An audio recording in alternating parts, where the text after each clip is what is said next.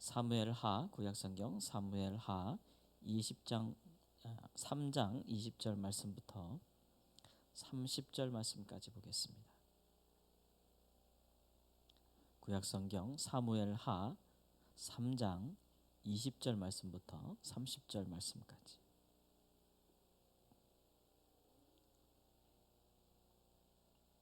사무엘하 3장 20절 말씀. 아브넬이 부하 20명과 더불어 헤브론에 이르러 다윗에게 나아가니 다윗이 아브넬과 그와 함께 한 사람을 위하여 잔치를 배설하였더라. 아브넬이 다윗에게 말하되 내가 일어나 가서 온 이스라엘 무리를 내 주 왕의 앞에 모아 더불어 언약을 맺게 하고 마음에 원하시는 대로 모든 것을 다스리게 하리이다 하니 이에 다윗이 아브넬을 보내매 그가 평안히 가니라. 다윗의 신복들과 요압이 적군을 치고 크게 노력한 물건을 가지고 돌아오니 아브넬은 이미 보냄을 받아 평안히 갔고 다윗과 함께 헤브론에 있지 아니한 때라. 요압 및 요압과 함께한 모든 군사가 돌아오매 어떤 사람이 요압에게 말하여 이르되 내레 아들 아브넬이 왕에게 왔더니 왕이 보냄에 그가 평안히 갔나이다 하니 요압이 왕에게 나아가 이르되 어찌하심이니이까 아브넬이 왕에게 나아왔거늘 어찌하여 그를 보내 잘 가게 하셨나이까. 왕도 아시려니와 내레 아들 아브넬이 온 것은 왕을 속임이라. 그가 왕이 출입하는 것을 알고 왕이 하시는 모든 것을 알려 함이니이다 하고 이에 요압이 다윗에게서와 나와 전령들을 보내어 아브넬을 쫓아가게 하였더니 시라 우물가에서 그를 데리고 돌아왔으나 다윗은 알지 못하였더라. 아브넬이 헤브론으로 돌아오매 요압이 더불어 조용히 말하려는 듯이 그를 데리고 성문 안으로 들어가 거기서 배를 찔러 죽이니 이는 자기 동생 아사헬의 피로 말미암이더라. 그 후에 다윗이 듣고 이르되 내레 아들 아브넬의 피에 대하여 나와 내 나라는 여호와 앞에 영원히 무죄하니 그 죄가 요압의 머리와 그의 아버지의 온 집으로 돌아갈지어다. 또 요압의 집에서 백탁병자나 나병 환자나 지팡이를 의지하는 자나 칼에 죽는 자나 양식이 떨어진 자가 끊어지지 아니할지로다 하니라.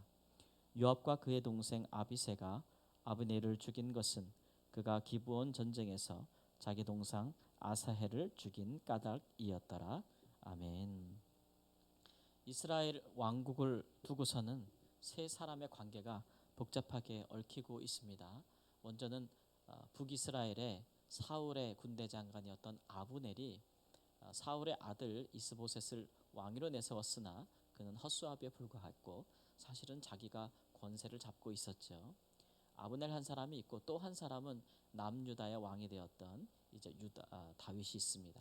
그리고 또 한 사람은 다윗의 군대 장관이었던 요압이라는 사람이 있죠. 이 세 사람의 관계가 복잡하게 얽히고 있는데 먼저 아브넬은 사울의 아들 이스보셋에게 있어서는 내가 당신을 당신의 적군인 원수인 다윗에게서 구하기 위해서 내가 당신을 왕으로 세우지 않았습니까? 이렇게 해서 그에게 자기의 권세를 자기의 공로를 내세우는 그런 사람인 반면에 또 한편으로는 이제 다윗에게 와서는 내가 모든 나라를 당신에게 돌려서 당신이 이스라엘 왕이 되게 하겠습니다. 당신 마음껏 통치하게 하소서. 그래서 이렇게 두 마음을 품은 것을 볼 수가 있어요. 사실 아브넬은 처음부터 하나님께서 사울이 아닌 다윗에게 하나님의 나라 이스라엘을 넘겨주시기로 한 것을 이미 알고 있었고 또 사울이 죽은 사후에도 온 이스라엘 장로들이 나와서 다윗에게 가서 그를 불러 모아 온 이스라엘의 왕을 삼으시다라는 여러 요청을 받았음에도 불구하고 그가 그 요청을 거절하고 사울의 아들을 왕으로 옹립한 사람이에요. 그렇게 한 것은 뭐 이스보셋이 왕으로서의 자질이나 그런 것이 있었던 것이 아니고 자기 권세, 자기의 권력을 위해서 그렇게 한 사람이기 때문에 그의 진실함을 믿을 수가 없어요.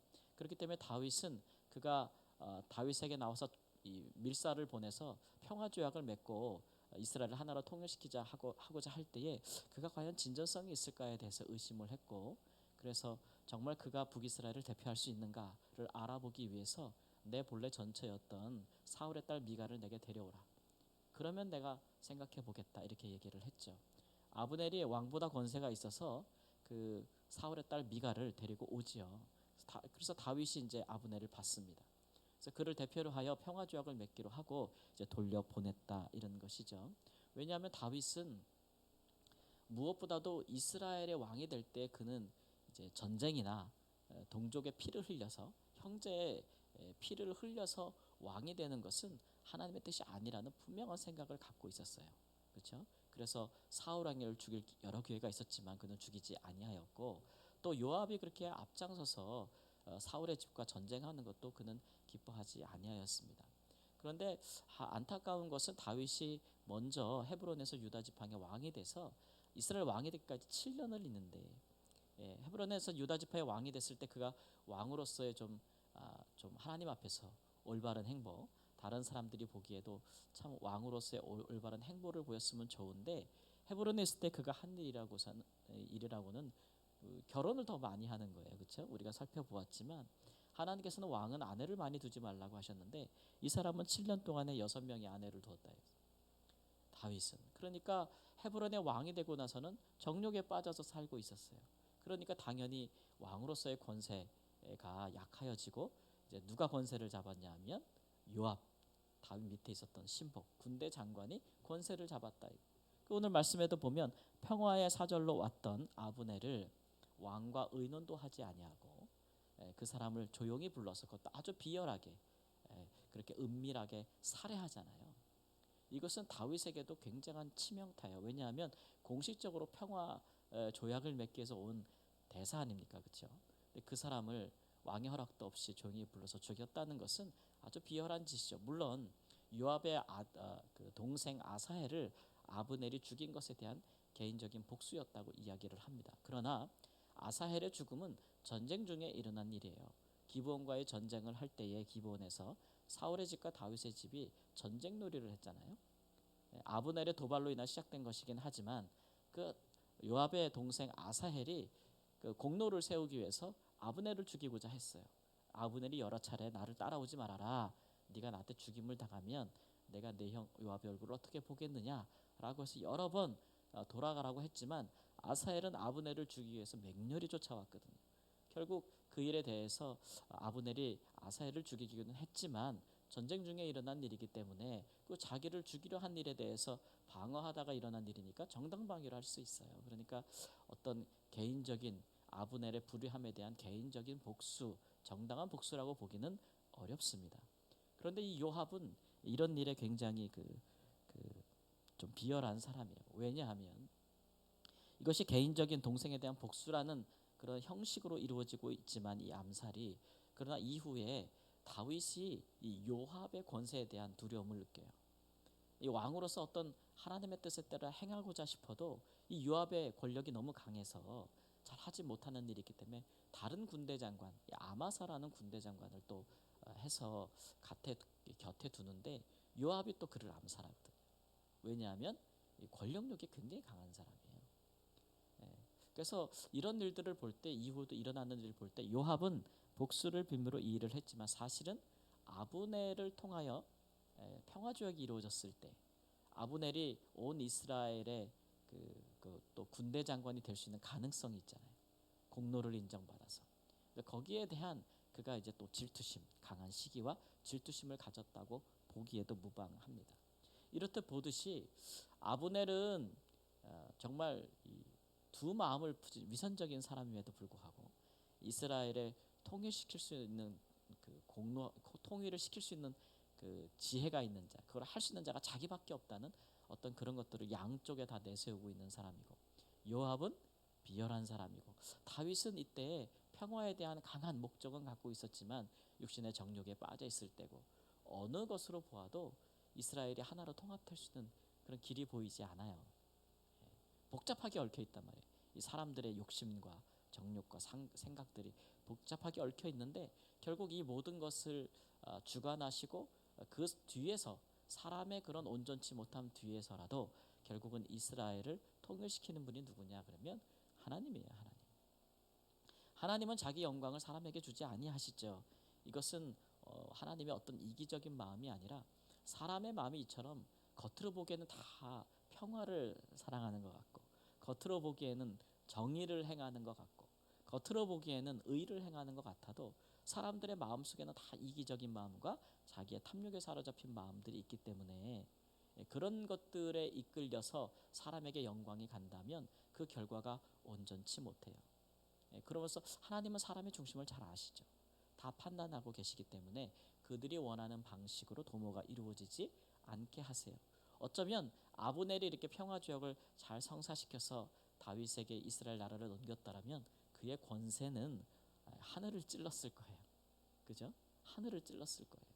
아마 왕 위에 있는 권세를 가졌을지도 모르고 그 입으로 말하기를 내가 이스라엘을 다윗에게 돌렸다. 그러나 이스라엘 나라를 다윗에게 주시는 분은 누구예요? 하나님이라고요. 하나님. 아브넬이 아니에요. 그러나 이제 이런 일들에 그가 교만이 자만이 행할 것이 눈에 뻔히 보이는 일이고, 요압에게 있어서는 그가 좀 더 동생의 죽음을 경험하긴 했지만, 그러나 이스라엘의 평화와 그의 통일을 더 멀리 내다본다면 그가 이렇게 비열하게 암살하고 개인적인 복수심과 야망에 불타는 일은 삼가했어야 되는데 그도 그 하나님의 그릇에 적합하지 아니하죠. 다만 하나님께서 그래도 다윗에게 하신 약속이 있고, 다윗이 육신의 정욕에 빠져서 세월을 보내기는 했지만, 그러나 그가 하나님께서 그를 향해 주셨던 큰 비전, 이스라엘을 통합하는 것이 하나님께 속한 일이고, 그것이 결국 사람을 죽이는 일이나 어떤 피를 흘리는 일이나 이스라엘 가운데 어떤 전쟁을 통해서 이루어지지 않는다는 것에 대해서 분명한 비전을 갖고 있었기 때문에 그것을 휘말리지 않도록 지키고 보호하셨다라는 것을 볼 수가 있습니다. 그러니까 눈에 보이는 것은 결국 사람을 통해서 이루어지는 것 같아도 사실은 하나님께서 모든 것을 그 배후에서 일하시는 것이죠. 사람으로서 할 일은 우리가 우리 자신을 돌아보는 거예요. 우리가 아무리 선한 일과 또 아무리 좋은 일, 의로운 일, 또 화목하게 하는 일을 한다 할지라도 중요한 것은 그것을 행함에 있어서 그에 합당한 중심이 우리 안에 과연 있는가. 사람의 동기는 아무리 좋은 일을 한다 할지라도 그 마음에는 이기적인 동기가 있을 수 있거든요. 그런 일에 하나님 앞에 허물이 없어야 그 일을 행하는 감사도 기쁨도 영광도 그에게 돌아갈 수 있는 거예요. 그렇죠? 그래서 결국은 이스라엘의 통합됨에 있어서 그 어떤 영광도 다윗에게 돌아가는 것도 아니고 아브넬에게 돌아가는 것도 아니고 요압에게 속한 것도 아니에요. 결국은 하나님께 돌아간다는 것을 우리가 나중에 볼 수가 있어요. 그래서 다윗도 결국은 모든 공로를 하나님께 돌릴 수밖에 없고, 또 하나님께서 그에게 약속한 대로 왕권을 주셨으니 그가 하나님의 말씀에 더 충실한 왕이 될 수밖에 없는 것이죠. 그렇듯 우리는 좀 우리의 삶의 모든 부분 가운데 하나님이 행하시는 것을 볼 수 있는 믿음의 안목이 필요하다라고 말할 수가 있겠습니다. 우리의 육신의 눈이 떠서 육신을 눈에 보이는 것만 볼 수 있지만 또 우리에겐 영안이라는 게 있잖아요. 또 하나님의 성령께서 우리 안에 계시고 하나님의 말씀을 깊이 이해하는 지식이 있으면 모든 보이는 것 이면에 하나님께서 행하시는 것을 볼 수 있는 믿음의 눈이 반드시 있어야 돼요.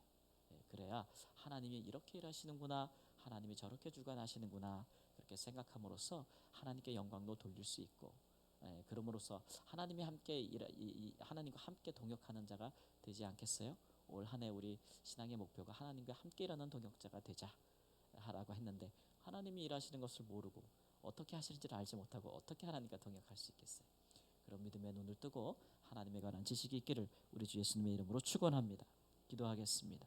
주님, 하나님께서 행하시고 계십니다. 하나님께서 사람들이 행하는 모든 것 배후에서 또 앞서서 또 하나님 뒤에서 하나님께서 약속하신 것을 이루시기 위해서 쉬지 않고 일하심을 봅니다. 믿음의 눈을 떠서 하나님의 행하심을 보게 하시고 주님과 함께 동행하기를 기뻐하는 하나님의 사람이 되도록 하나님 주의 성도들을 축복하여 주시옵소서. 오늘날 세상에서 우리에게 주어진 삶의 자리에서 이처럼 하나님의 뜻을 따라 하나님과 함께 동행하면서 주님께 쓰임받는 하나님의 사람들이 필요합니다. 저희를 그 일에 사용하여 주시옵시고 통하여서 하나님 삶 가운데 하나님께 영광을 돌리는 존귀한 일들이, 평화에 속한 일들이 하나 되는 역사가 있도록 인도하여 주옵소서. 지난주에 우리가 들은 말씀대로 하나님 사랑이 모든 것 위에 더하여질 때 온전하게 맺는 띠라 하셨습니다. 우리의 삶에 모나고 또 아파하고 서로 미워하고 서로 시기하고 서로 이기적으로 살아가는 삶의 모습들이 인생들이 여럿 있는데 모든 것을 하나로 묶을 수 있는 아름다운 사랑이 우리 성도들을 향해서 통해서 빛을 발할 수 있도록 주여 붙들어 주시고 복을 내려 주시옵소서. 하나님께 이 주간에 또 날마다 순간마다 하나님을 향하여 기도하고 간구하고 주의 도우심을 바라고 하나님을 향하여 하나님 소망을 갖고 주께 나아갈 때에 우리 하나님 들어주시고 또 응답하여 주시며 하나님의 아버지 되심과 주의 살아계심을 나타내시어서 주를 의지한 자가 복이 있다 하신 주의 말씀 그대로 우리의 삶 가운데 이루어지게 하여 주시옵소서. 존귀하신 예수님의 이름으로 기도합니다. 아멘.